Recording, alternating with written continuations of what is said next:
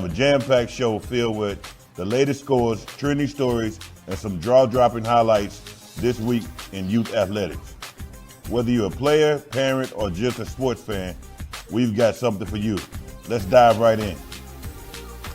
Welcome back to the fan. I'm your host, Lawrence Maroney, and I'm here with a special guest, hometown hero, Khalen Saunders, man.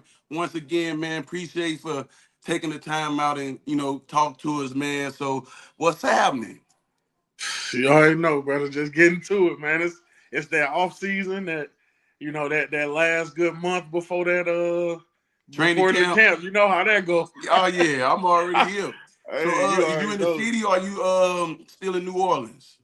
No, so actually I train. I'm out here on my shirt, Proactive. What that's So that?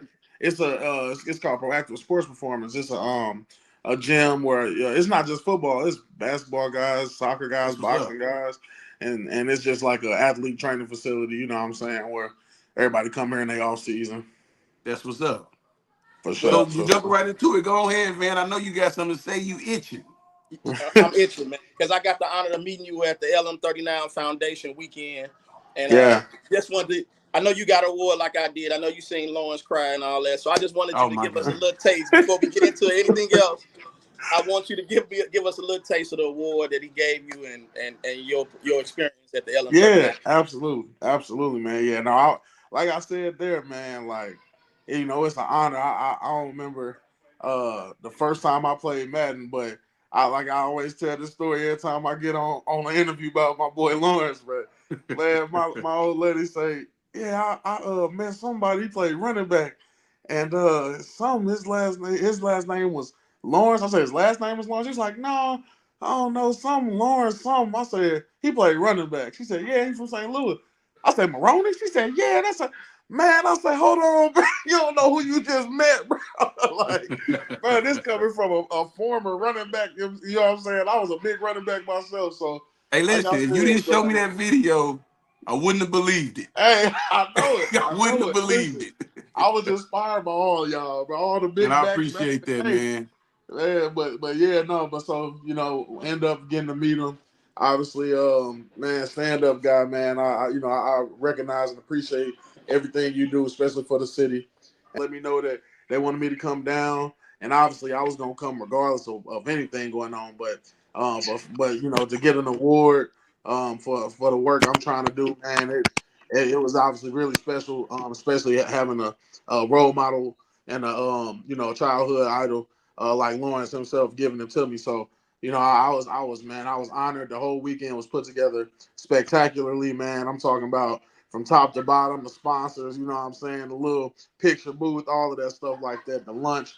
And I'm just thankful to be invited, man. And it was one of them what they say, St. Louis finest type Yo, of for thing. You sure. feel me? You know what I'm saying? But no, I had a great time though, man. I got to meet a lot of people. Another childhood idol, Larry Hughes. I got the opportunity to meet because of my boy Lawrence. So I'm always grateful and thankful, and I'm just trying to continue to do my work, man. I get to the level that y'all at, man.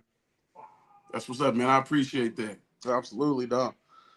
So kicking back in. So I know you're in that off-season program, man. So what do that look like? You know what I'm saying? For kids that's wondering or people that's watching it, what do that off-season, that month before after camps, you know what I'm saying, that month, like what do that look like for a professional? Is it just a relaxed time or is it get on your horse?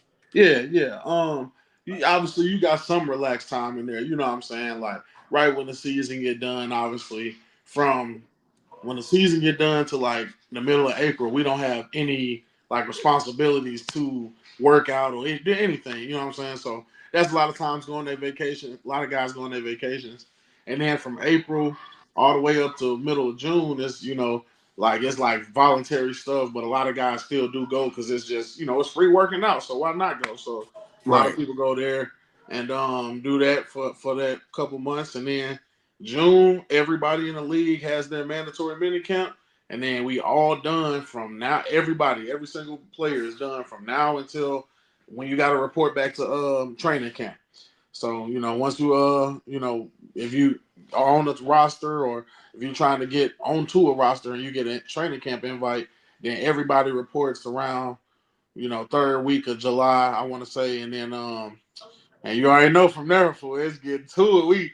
You in the Yeah. dog days of camp, it's preseason games and all that stuff. So Do they that's still nice. do the conditioning test for But camp? yeah, but I'm not gonna lie. Since COVID, it's come down. It's I come know down. you lying. It's come down. Yeah, yeah. I ain't gonna lie. My first year in the league, it was before COVID, and boy, Andy Reid had us run like 15, 16 half gases.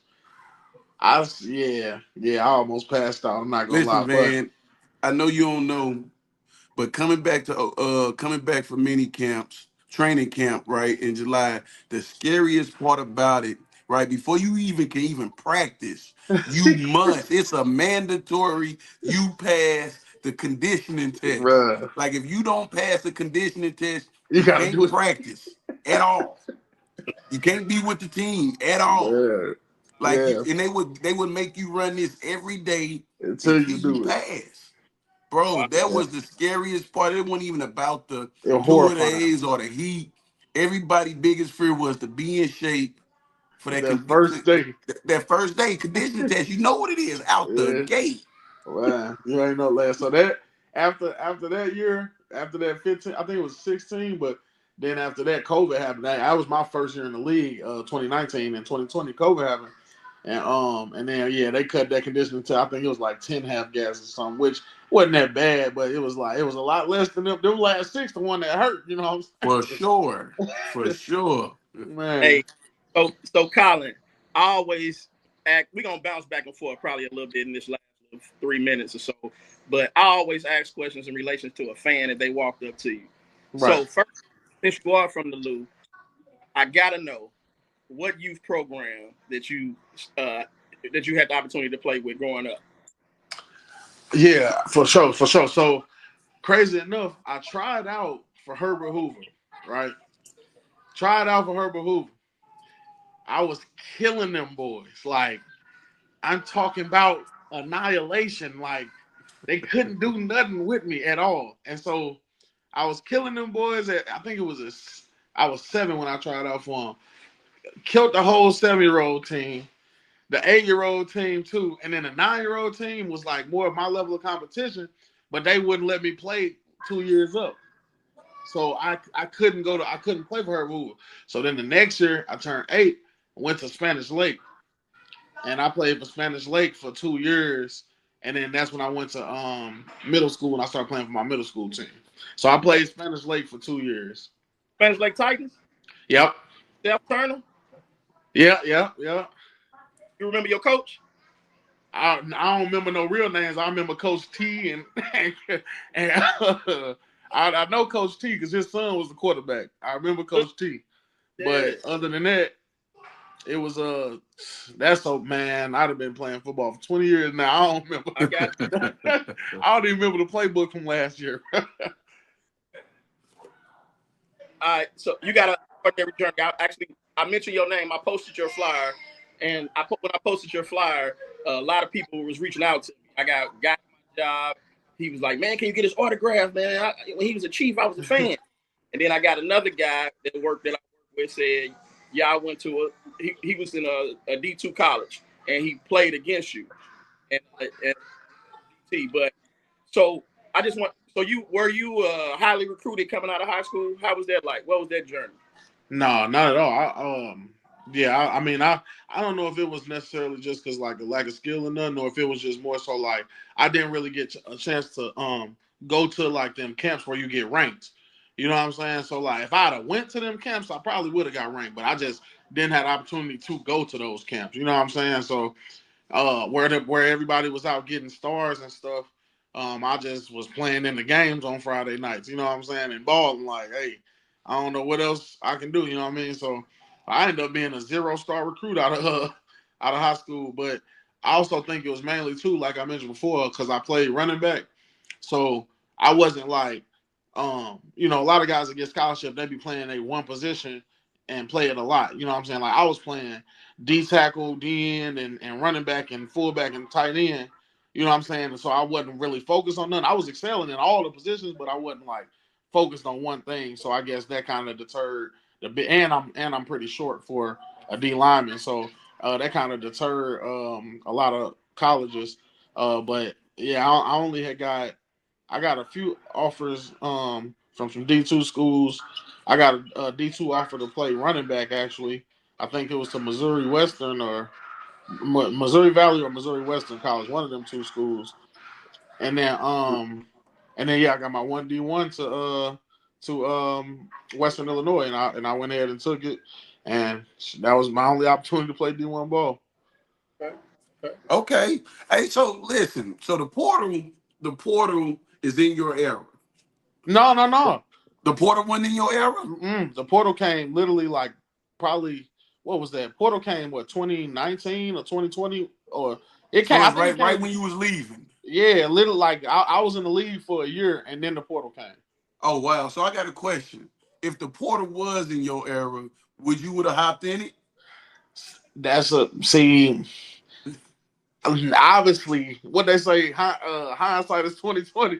Because I would say no from myself right now. Cause I'm like, you know what I'm saying, Right. change nothing. But myself at that time, I probably would have honestly because just the opportunity.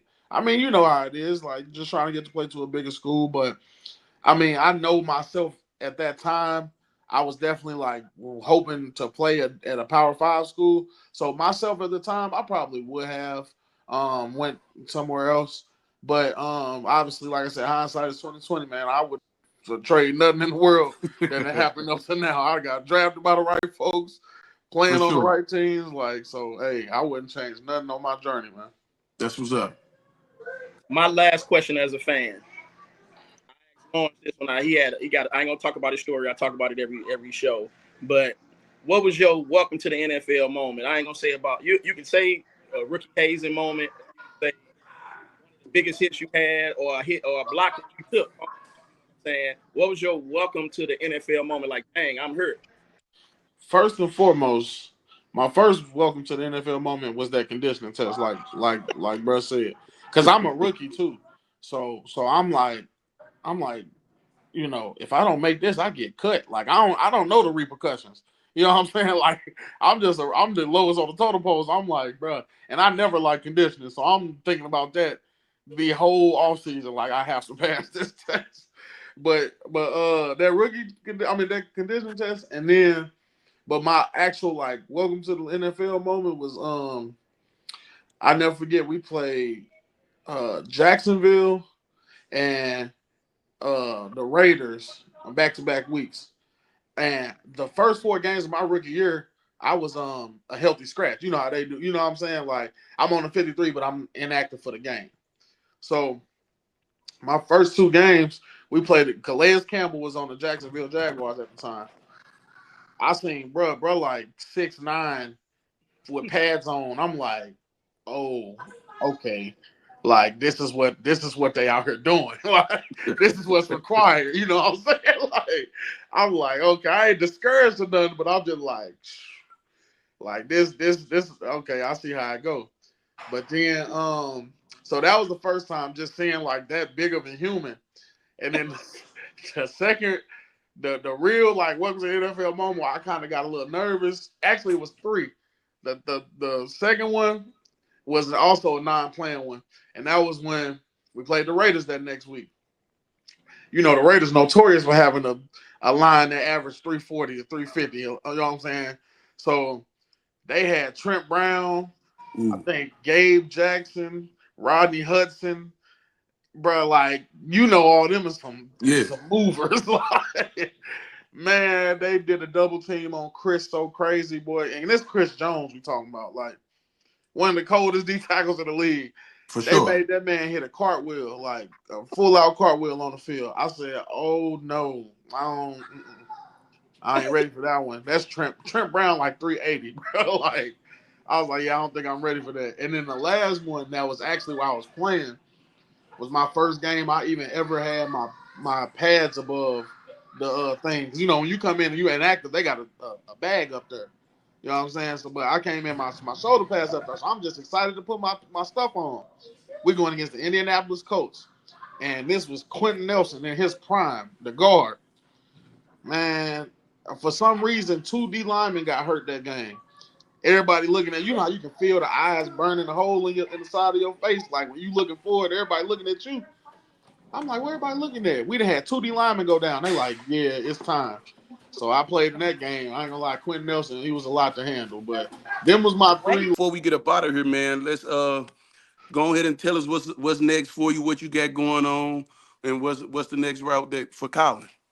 Yeah, for sure. So immediately up next, obviously, you know, I got the camp that we talked a little bit about coming up this weekend after the fourth and stuff. So obviously hope for a lot of kids to show up to that.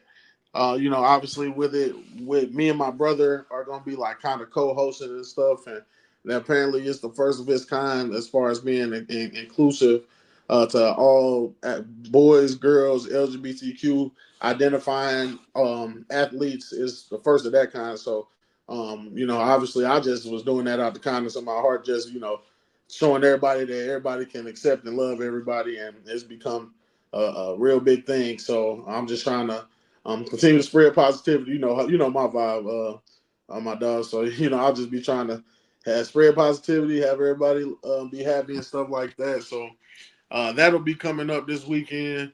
And then after that, I still do a lot of stuff around holidays with Christmas and stuff like that. And depending on what team I'm usually on, I try and do something in St. Louis and then something in wherever the city that I play for. You know what I mean? So just to show love to them too. So, but I always do my events in St. Louis just to, you know, try and get back to my community. So for the most part, what's next is going everything that is coming up next will be posted on my original Element Foundation page on Instagram and then on my pages as well, my personal page as well. So they'll always be updated, you know, and be able to get find out what's going on.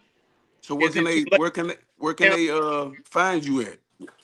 Yeah, on Instagram, my username on Instagram and Twitter actually, my username is Khalen, like my name, and then not Khalen, like Kayle. So they you can find them on both Instagram and Twitter.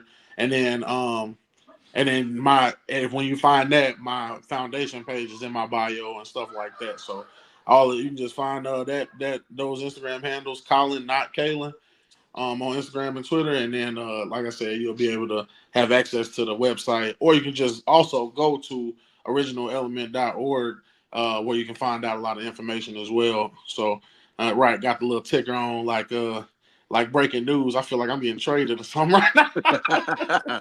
No, not traded, my guy. No. Hey, But so yeah, nah. your camp is at your old high school, right? Yeah, So yeah. so we going where? Parkway Central. Parkway Center. You got a time, or we just find it on the website? Yeah, no, it'll be from 9 to 1, but all the information and all the sign up and volunteering information and then also links for donation to the foundation in general, everything like that is right at their website. So when you go to the website, it'll be three bars in the corner, and then you can click on that, and that got the drop down menu, everything you need to know. Right on. So I'm gonna let Lauren sign us out. But before we do, man, when I pull up to the camp, because I know L won't be here, but I'll be here. Don't act like you don't know me if I bring a lot of kids, and don't embarrass me. You gotta act like you know me. So you gotta act like You said don't act like you don't know him, Colin. Say, hey, we just did the show together. I got you. No, man. So, hey, man, thanks for tuning in to the fan once again, man. I'm your host, Lawrence Maroney, man. We just had another great interview with my guy, Colin, man. Two-time Super Bowl champion, correct?